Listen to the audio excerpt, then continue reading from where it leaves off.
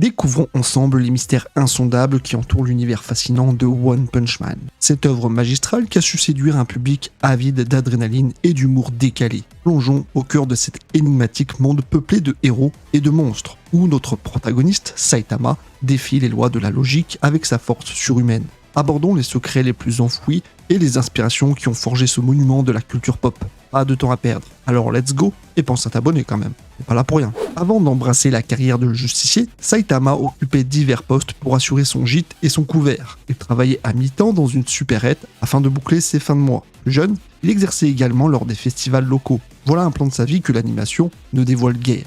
Si votre mémoire est fidèle, vous vous rappellerez que la cape écarlate Saitama ornait son dos avant l'épisode de la Maison de l'Évolution. Toutefois, celle-ci fut remplacée par une cape blanche aux abords de l'intrigue des météorites gigantesques, probablement pour des considérations esthétiques. Il est de notoriété publique que Saitama est un homme économe. La parcimonie l'a même conduit à tuer involontairement Scaravageur, ayant manqué une promotion hebdomadaire très importante. Mais ce que vous ignorez peut-être, c'est l'étendue de sa radinerie. Il a cuisiné les cheveux du monstre médusalgue, constitué d'algues, pour s'en délecter au dîner. Ce n'est pas un cas isolé, car il s'est même aventuré dans la forêt pour chasser sa propre pitance. Bien que Saitama soit inégalé en termes de puissance, il ne renonce pas à son entraînement assidu pour autant. Lors d'un stream en direct de Murata en 2016, il a été révélé que notre héros poursuivait inlassablement sa routine quotidienne. Quelle abnégation contre toute attente! Dans l'OAV One Punch Man, Road to Hero, Saitama a reçu son costume d'un tailleur âgé à la retraite. Le dernier réparait occasionnellement la tenue sportive de Saitama et jugea notre protagoniste digne de revêtir cette panoplie héroïque. Une belle origin story de sa tenue. Saitama n'a pas un jardin luxuriant sur son balcon, mais possède un charmant petit cactus. Pourquoi ? Car ces plantes nécessitent un entretien minimal. Ne réclamant pas d'arrosage quotidien, elles correspondent parfaitement à son mode de vie. Attendre à davantage de la part de Saitama serait présomptueux. L'ascension de Saitama dans le classement de l'association vous paraît longue et laborieuse ? Eh bien en fait, Saitama est passé du rang 388 de la classe C au 39e rang de la classe A en l'espace de seulement 11 semaines. Il a donc gagné pas moins de 525 places en l'espace de 2 mois et demi seulement. Lorsque Saitama ne revêt pas son accoutrement héroïque, il arbore fièrement son t-shirt au paille, un jean décontracté et des tongs élégantes. Bien que ce choix vestimentaire puisse sembler confortable et discutable, la véritable raison de cette apparence décontractée pourrait vous surprendre. D'après lui, ces tenues sont plus faciles à retirer lorsqu'il est confronté à des créatures monstrueuses. Un véritable héros en toutes circonstances. Au cours de l'élaboration du personnage, Murata, l'illustrateur du manga, avait imaginé pour Saitama une veste similaire à celle portée par Kaneda dans Akira. Il avait même fait allusion à l'apparence de Tetsuo. Toutefois, ces éléments n'ont pas été retenus et Murata considère désormais qu'ils étaient un brin exagéré. Quant à Genos, bien que prévu initialement comme un personnage masculin, Murata l'a esquissé sous les traits d'une femme. Alors je sais pas ce que vous en pensez, mais on dirait des petits malins qui se sont amusés à aller sur Rule 34 pour faire certaines conneries. Bon bref, mais après il est stylé, hein. Il est stylé en femme aussi, pourquoi pas. Avez-vous déjà songé à la possibilité que des cyborgs versent des larmes? Et si tel est le cas, dispose-t-il d'une réserve d'eau à cet effet? Selon l'encyclopédie de One Punch Man, Hero Encyclopédia, les larmes de Genos sont en fait composées d'huile. Eh oui, tout simplement. Et comme on pouvait s'y attendre, Genos bénéficie de membres spéciaux pour l'assister. Attention, bombe dans dégueulasse, je pense pas à ça. Sa main droite est dotée d'un économe intégré. De plus, ses paumes renferment des conduits permettant de projeter de l'air chaud pour sécher la vaisselle. Un décapsuleur est aussi astucieusement incorporé à son épaule droite. Plutôt pratique. De plus, la machine tient également un journal d'entraînement où il consigne les proverbes éclairés ou les méthodes d'entraînement que son mentor Saitama pourrait prodiguer. Comme on peut s'y attendre, nombre de ses enseignements sont précieux. Par exemple, il a noté comment tenir et lire adéquatement un manga tout en étant vautré sur un futon. Franchement, moi ce conseil il m'intéresse particulièrement. Sans modification spécifique, Genos est incapable de nager, en raison de son poids considérable, c'est logique. Voilà un fait inattendu sur le redoutable cyborg. On se croirait dans les jeux vidéo modernes où on ne peut pas nager alors que c'est des machines de guerre, n'est-ce pas? Lors d'un autre stream, Murata a évoqué l'origine ethnique des personnages s'ils existaient dans notre monde. Alors pouvez-vous deviner quelle serait celle de Genos? Si vous avez pensé à l'Allemagne, vous avez vu juste. Les cheveux blonds et la stature imposante de Genos lui confèrent une allure germanique. Il a également mentionné que les sœurs psychiques seraient françaises, de par leur sens de la mode et leur esthétique. C'est plutôt flatteur pour nos dames. José quant à lui serait russe, Suiryu, italien, et Beau Gosse Masqué serait, à ma grande surprise, coréen. Par ailleurs, ce dernier est le personnage que Murata aime le moins. Je ne sais pas pourquoi, moi j'aime beaucoup Beau Gosse Masqué, mais j'imagine qu'il a ses raisons. Dans un autre stream, Murata a révélé que les animateurs du studio Madhouse lui avaient demandé si Tatsumaki portait des sous-vêtements. Puisqu'ils étaient en charge de l'animation de la série, on peut espérer que cette question était légitime, et surtout innocente bien sûr. Je ne sais pas ce qu'ils voulaient faire avec cette information, mais c'est plutôt bien qu'ils l'aient posée en tout cas. Dans un des chapitres de Mob Psycho 100, une autre œuvre signée One, on connaît très bien, One, l'auteur original de One Punch Man, Tatsumaki fait une apparition au moment où la série explique la notion d'Esper. One a également affirmé que Tatsumaki serait normalement plus puissante que Bob, mais la situation pourrait s'inverser si ce dernier se montrait sérieux. En gros, on ne sait pas trop et lui non plus. Qu'est-ce que vous en pensez, vous? Gyo ou Tatsumaki? Bien que l'on puisse imaginer que la héroïne soit dénuée de crainte, qui aurait pu deviner que sa peur est en réalité assez banale, puisqu'elle craint les fantômes. Cependant, l'origine de cette appréhension est loin d'être ordinaire. Lors d'une visite à un festival pour se procurer des pommes d'amour qu'elle affectionne tant, Tatsumaki s'est aventuré dans une maison hantée. Par hasard, Saitama y travaillait à temps partiel et a pris la tornade de la terreur pour un enfant égaré. Indigné, Tatsumaki tenta d'utiliser ses pouvoirs psychiques sur l'impassible chauve afin de lui affliger une correction digne de ce nom. Mais ce fut une erreur. Les pouvoirs étant inefficaces sur Saitama, elle en conclut qu'il était un fantôme.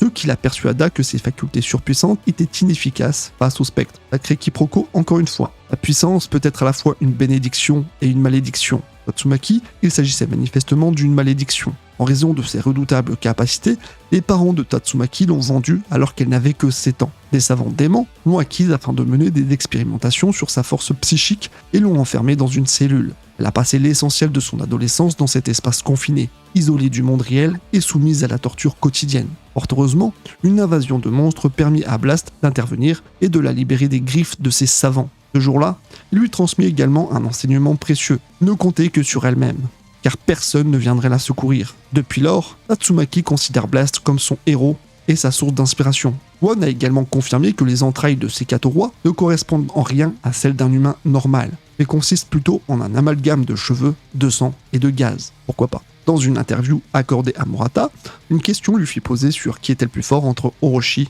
ou Golden Sperm. D'après lui, Orochi a plus de technique, mais Golden Sperm est plus rapide et plus puissant. Intéressant de le savoir. Une autre question plutôt banale, dirons-nous, a été soulevée quant à la virginité de Fubuki. Eh bien, on apprend que non seulement Fubuki serait vierge, mais Saitama aussi. Bon, je ne sais pas ce qu'on va faire avec cette information, mais il y a peut-être un lien de cause à effet, je ne sais pas. L'équipe d'animation a mal interprété les intentions de One lorsqu'elle a animé le combat contre le roi des temps anciens.